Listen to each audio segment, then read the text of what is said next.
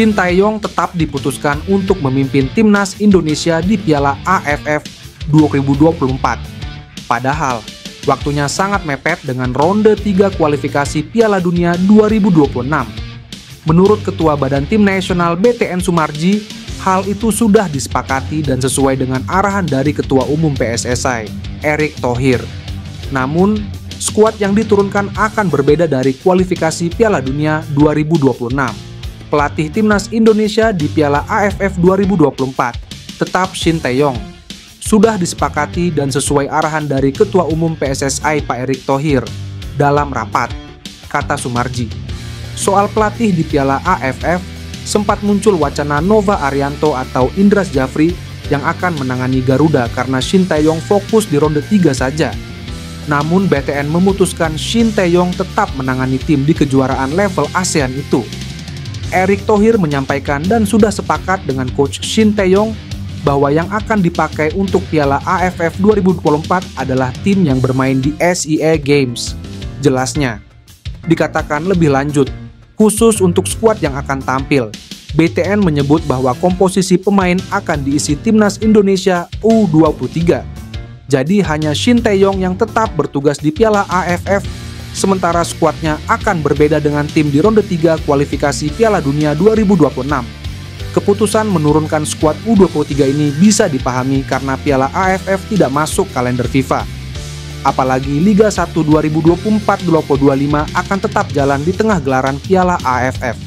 Piala AFF 2024 akan digelar pada 23 November 21 Desember 2024. Sebelum itu, Shin Tae-yong harus memimpin timnas Indonesia lebih dulu tampil di matchday kelima dan keenam ronde 3 pada 14 dan 19 November. Indonesia bakal menjamu Jepang pada 14 November. 5 hari berselang giliran Arab Saudi yang akan datang untuk menantang Indonesia. Nama Tristan Goijer dan Eliano Reijnders disebut-sebut netizen bakal dinaturalisasi usai PSSI mengatakan sedang mengurus proses 2 pemain keturunan berposisi gelandang dan bek.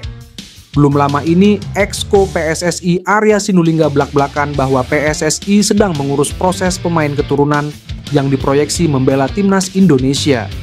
Walau begitu, ia tidak menyebutkan siapa namanya.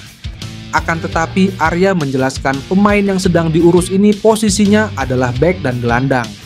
Selain itu, nama-namanya juga di luar yang kerap dirumorkan merapat ke skuad Garuda. Yang pasti memang kami lagi urus, lagi proses. Dokumen sudah masuk. Nama-nama agak di luar dari yang beredar. Keturunan dari Belanda, tapi yang pasti ada posisi tengah sama belakang. Depan masih kita cari, ucap Arya. Dari ucapan Exco PSSI ini, netizen ramai-ramai menebak siapa pemain yang dimaksud. Banyak yang beranggapan bahwa mereka adalah Tristan Goijer serta Eliano Reijnders. Tristan Goijer sendiri merupakan pemain keturunan Indonesia yang mengaku pernah dihubungi PSSI, namun ia belum mengambil keputusan apakah akan membela tim merah putih. Adapun untuk Eliano Reijnders, merupakan adik dari pemain AC Milan, Tijani Reijnders. Sang kakak sudah menembus timnas Belanda senior. Eliano sendiri sempat mengatakan bahwa dirinya masih belum fokus ke timnas, sebab ia ingin bermain stabil dulu di level klub. Menariknya, Tristan Goijer dan Eliano Reijnders ini bakal main bareng untuk musim depan di klub Belanda, PSV Zwolle.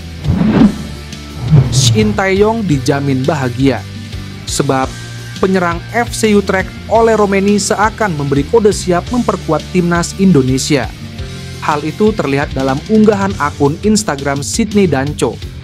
Dalam unggahan storiesnya, Ole Romeni foto bareng dengan 2 pemain timnas Indonesia, Jay Ijes dan Ivar Jenner. Foto bareng ini terjadi karena dini hari tadi digelar laga uji coba yang mempertemukan FC Utrecht versus Venezia FC di Stadion Galgenwaard, Utrecht. FC Utrecht diperkuat 2 pemain keturunan Indonesia, Ole Romeni dan Ivar Jenner. Sementara di skuad Venezia FC terdapat Jay Ijes. Venezia FC keluar sebagai pemenang dengan skor 2-1. Gol tunggal FC Utrecht dicetak oleh Romeni. Ini merupakan gol ketiga yang dicetak oleh Romeni selama menjalani masa pramusim bersama FC Utrecht. Fakta ini membuat Ole Romeni berpeluang menjadi penyerang andalan FC Utrecht di musim baru. Sekarang satu harapannya, Ole Romeni segera bergabung dengan timnas Indonesia. Sebab, skuad Garuda membutuhkan penyerang klinis seperti penyerang 24 tahun itu untuk mengarungi babak ketiga kualifikasi Piala Dunia 2026 zona Asia.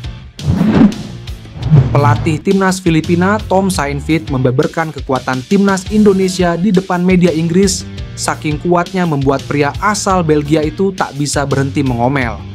Baru-baru ini Tom Saintfiet berbagi pengalaman tampil di kualifikasi Piala Dunia 2026 bersama timnas Filipina kepada salah satu media Inggris. Kesan pelatih asal Belgia itu tertuju pada timnas Indonesia yang dinilainya sangat kuat. Saking kuatnya bahkan sampai membuatnya susah berhenti mengomel. Filipina harus mengakui kekuatan Indonesia saat melawat ke Gelora Bung Karno dengan kekalahan 0-2. Kepada media Inggris, World Soccer Tom Saintfiet sebenarnya membenci kekalahan. Namun ia hanya bisa menerima kenyataan tersebut. Pasalnya, Filipina diakui tergabung bersama tim-tim kuat di babak kualifikasi tersebut, kondisi yang membuat Tom Saintfiet harus banyak berteriak. Saya benci kekalahan, tapi itu juga sudah diduga. Kami bermain dengan tim kuat seperti Irak, Vietnam, dan Indonesia, tim yang telah menjadi lawan yang sulit sejak sebelumnya. Saya selalu mengomel, ucap Tom Saintfiet.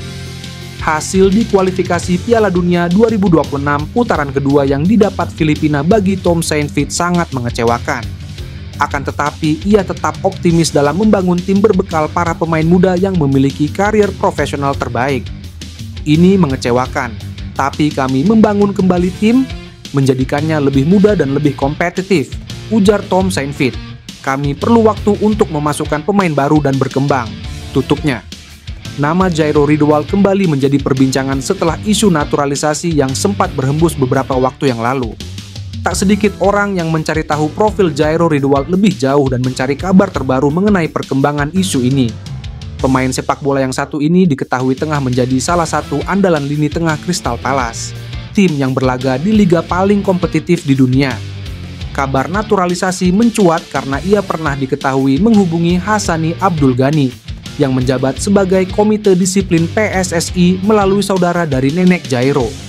Jairo sendiri lahir pada 9 September 1996 di Haarlem, Belanda.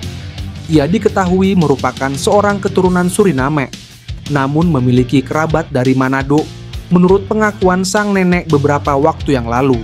Jairo memulai karir sepak bolanya di Akademi Haarlem, lalu pindah ke Akademi Ajax pada tahun 2008 silam.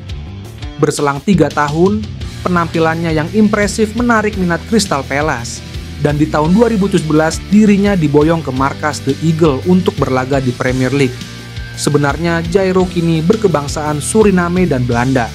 Namun menurut sang nenek, Jairo memiliki darah Manado, yang menyebabkan dirinya bisa memperkuat timnas Indonesia melalui jalur naturalisasi. Isu naturalisasi sebenarnya masih cukup kuat terdengar.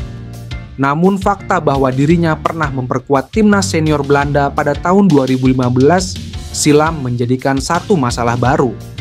Dokumen naturalisasinya sendiri pernah dikirimkan pada pertengahan Mei 2024. Namun hingga saat ini kabar terbaru mengenai proses tersebut belum lagi terdengar. PSSI sangat yakin akan menang dalam sidang CS perihal Maarten Paes.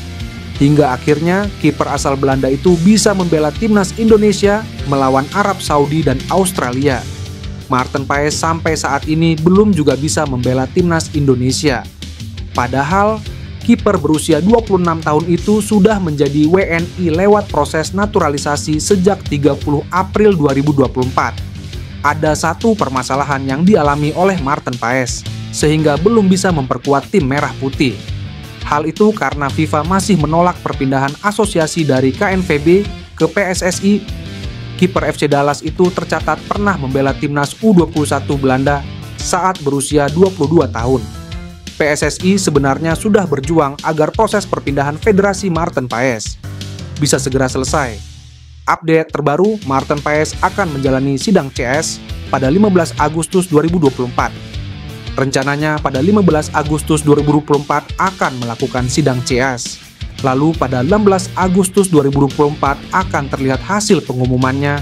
Insya Allah kami akan berusaha memenangkan itu, kata Sekjen PSSI Yunus Nusi. Kata Yunus Nusi, PSSI akan berusaha semaksimal mungkin agar memenangkan sidang CAS Marten Paes.